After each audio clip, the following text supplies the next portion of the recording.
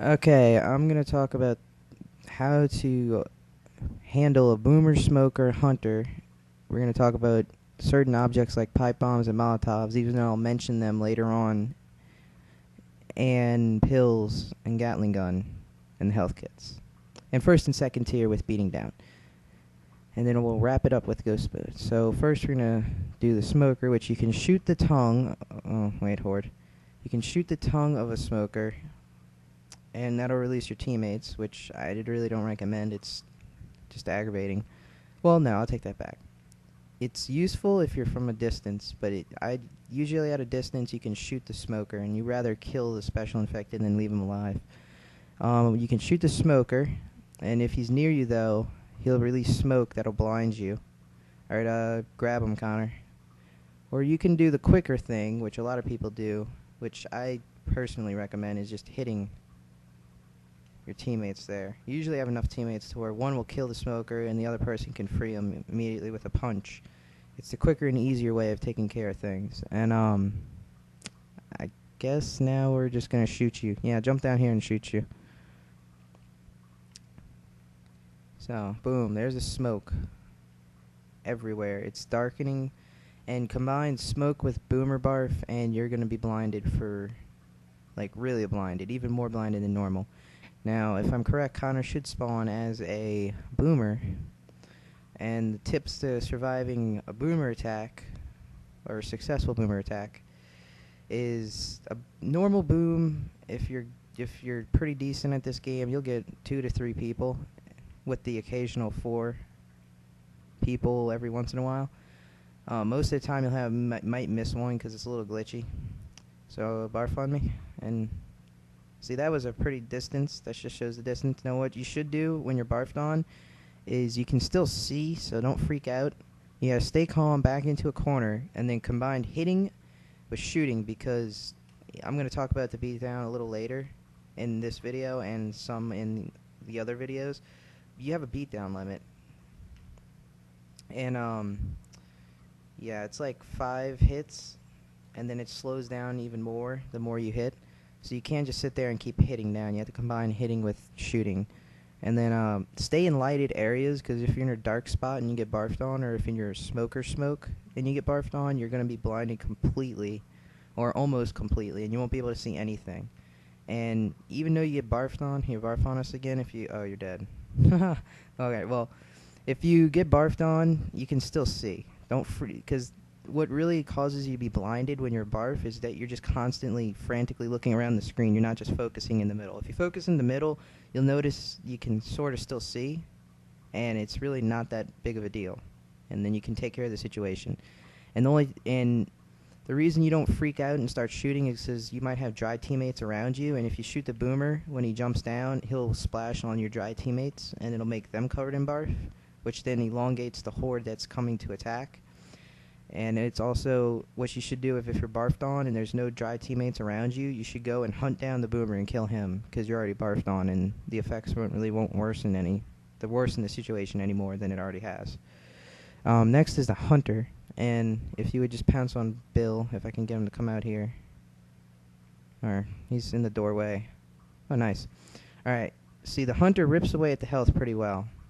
And what you can do is you can punch him off like this, like I recommend. Or you can shoot him off, which doesn't always work. There's a lot of times when shooting him off is glitchy and it just doesn't work very well. So most of the time I'd go for just hitting him off. It's quicker and easier. Shooting him off is glitchy a lot of times, and hitting him off is only glitchy sometimes. And there's times when a hunter magically pounces on someone, and it just pretty much, you can't get him off. It's really weird. It happens every once in a while, and it does a lot of damage. When a hunter pounces and you're near your teammates, you get pushed back by, I don't know why, you just fly backwards. And that causes him to get at least 1 or 2 points of damage in. Not a lot, though. And the hunter screams, has the iconic scream. Once you play enough, you'll know what the hunter scream is. And that means he's in crouched position. Also, from a certain height and a certain a certain height or a certain distance, the hunter's pounce can do damage without him actually scratching them. Just the immediate hit would do damage. The higher up and farther you are, the more damage it does. The damage cap is at 20. That's no farther. It can't go past 20.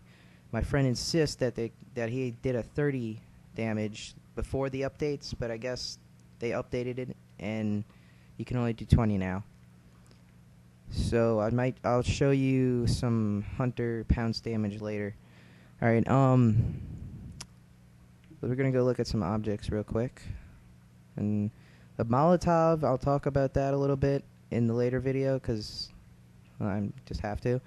The Molotov will be useful in small areas, in hallways and doorways, and they're really good against tanks, witches, and hordes. You kind of don't want to set hunters on fire, and it's wasting it if you're using it on boomers or smokers. And the reason you don't want to set hunters on fire is because then it makes them be able to give you double damage, and you just don't want that. Alright, there's not a pipe bomb there, which means it'll be right over... Oh, crap. Oh, well.